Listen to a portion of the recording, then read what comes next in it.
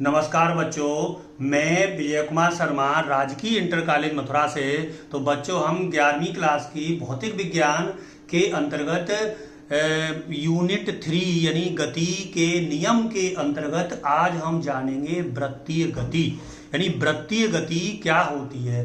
तो या हम कहें सर्कुलर मोशन, या हम कहें एक समान वृत्तीय गति यानी यूनिफॉर्म सर्कुलर मोशन।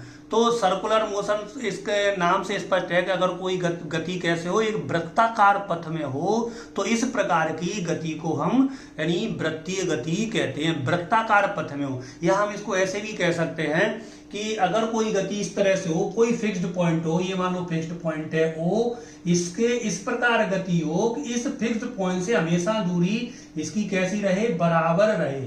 यानी ये कोई बॉडी इस तरह से मूव करती है किसी फिक्स्ड बिंदु के परतः, किसी स्थिर बिंदु के परतः इस तरह से घूमती है कि उसकी हमेशा स्थिर बिंदु से दूरी सदैव बराबर रहे। तो इस प्रकार की गति को हम वृत्तीय गति कहते हैं। अब इसके बहुत सारे उदाहरण हैं, जैसे मान लो पृथ्वी का सूर्य के चारों ओर घूमना, या हम कहें चंद्रमा का पृथ्वी के चारों ओर घूमना, या हम कहें इलेक्ट्रॉन का नाभिक के चारों ओर घूमना। तो ये जो गति हैं, ये गति हैं कैसी हैं बच्चों, वृत्तीय गति है, या आप कहें वृत्ताकार पथ की गति है, जिनका पथ वृत्ताकार हो। यानी वो स्थिर बिंदु के इस तरह घूमे कि उनकी स्थिर बिंदु से दूरी हमेशा बराबर रहे, या हम कहें वो नियत वेग से घूमे जिनकी स्थिर बिंदु से दूरी बराबर रहे।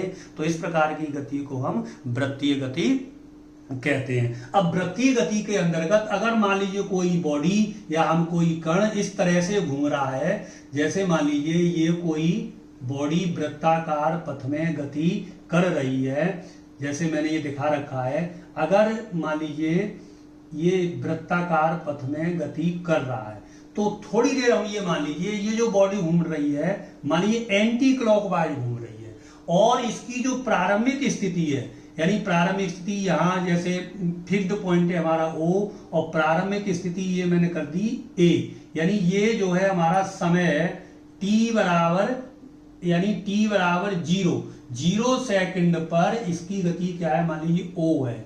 और थोड़े समय बाद इसकी जो स्थिति है, यानी t समय बाद, यानी t बराबर कितना हो गया हमारा t सेकंड में, ये कहां से A से कहां पर आ जाता है, तो B पर आ जाता है।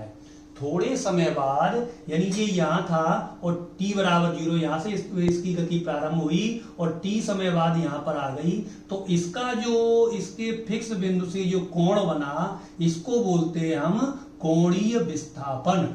कोणीय विस्थापन यानी, तो कोणीय विस्थापन क्या होगा कि अगर कोई मान लो वृत्ताकार पथ पर गति हो रही है, तो उसका मान लो किसी क्षण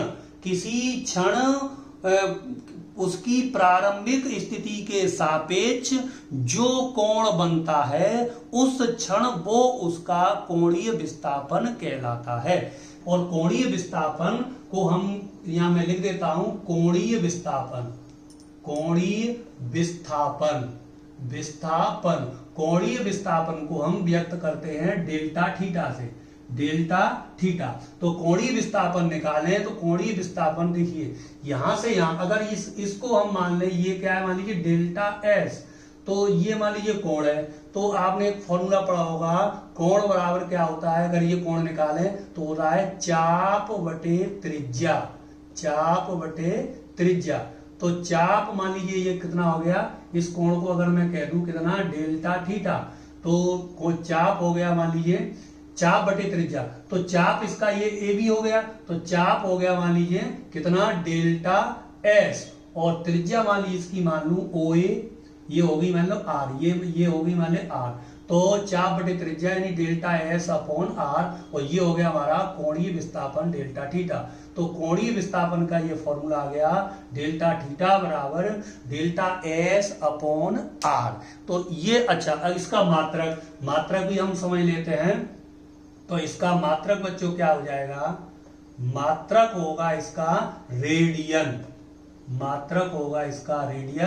और इसकी क्योंकि यहाँ जो कोण नापा जाता है वो रेडियन में नापा जाएगा। और ये राशि कैसी है, राशि है हमारी ये कैसी, सदिश राशि है। तो ये हुआ हमारा यानी जो एक वृत्ताकार पथ में गति और उससे संबंधित कोणीय विस्थापन। अब हम समझते कोणीय विस्थापन angular displacement. Angular displacement, angular displacement के साथ साथ ही हम समझेंगे एंगुलर वेलोसिटी यानी कोणीय वेग।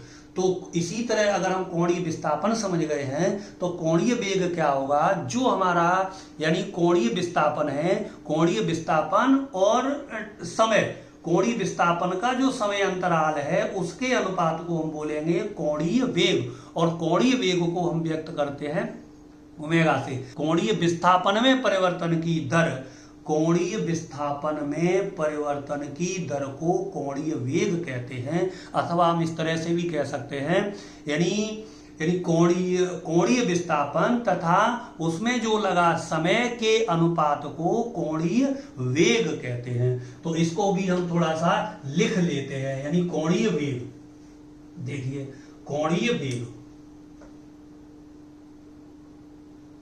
कोणीय वेग एंगुलर वेलोसिटी, इसको व्यक्त करते हैं हम ओमेगा से।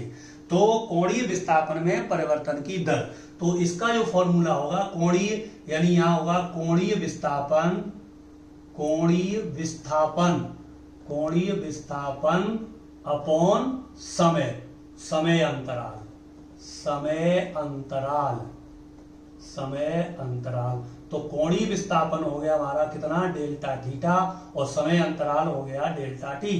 तो delta theta upon delta T, इसका मात्रक निकाले तो मात्रक क्या हो जाएगा, कोणीय विस्थापन का मात्रक बताया मैंने रेडियन, तो इसका मात्रक जो होगा वो होगा रेडियन, और समय रेडियन प्रति सेकंड, रेडियन प्रति सेकंड इसका मात्रक। और ये भी राशि कैसी है, ये राशि है, ये भी राशि है सदिश, यानी कोणीय वेग भी हमारी कैसी राशि होती है, सदिश।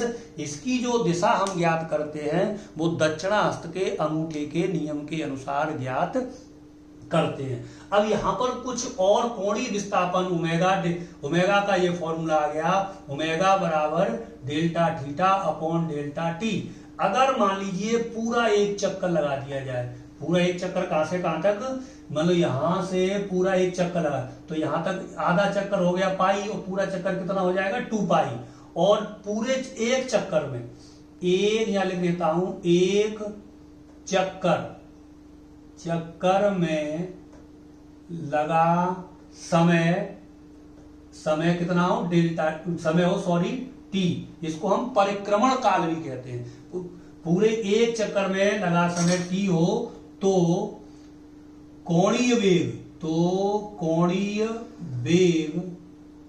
वेग यानी कि ओमेगा, तो ओमेगा बराबर हमें क्या मिलेगा, तो उस समय ओमेगा बराबर मिल जाएगा, पूरा एक कोण बन गया कितना 360 यानी 2 पाई अपॉन टाइम कितना हो गया टी, तो 2 पाई अपॉन टी। और अगर एक सेकंड में n चक्कर हो, यहां लिखता हूं यदि एक सेकंड में चक्कर कितने हो, चक्कर कितने हो n हो तो ओमेगा बराबर मिल जाएगा 2 पाई n क्या है, इसकी आवृत्ति, n है परिक्रमण जो चक्कर है उसकी आवृत्ति, या चक्करों की संख्या कह दो, n है चक्करों की संख्या, चक्करों की संख्या, चक्करों की संख्या। और ये इसका मात्रक, और इसकी यह राशि कैसी है सदिश, और इसकी जो दिशा होती है दक्षिणाहस्त के नियम के अनुसार ज्ञात करते हैं। तो ये हुई बच्चों हमारा आज का यानी वृत्तीय गति और वृत्तीय गति से संबंधित कोणीय विस्थापन और कोणीय वेग। बहुत बहुत धन्यवाद।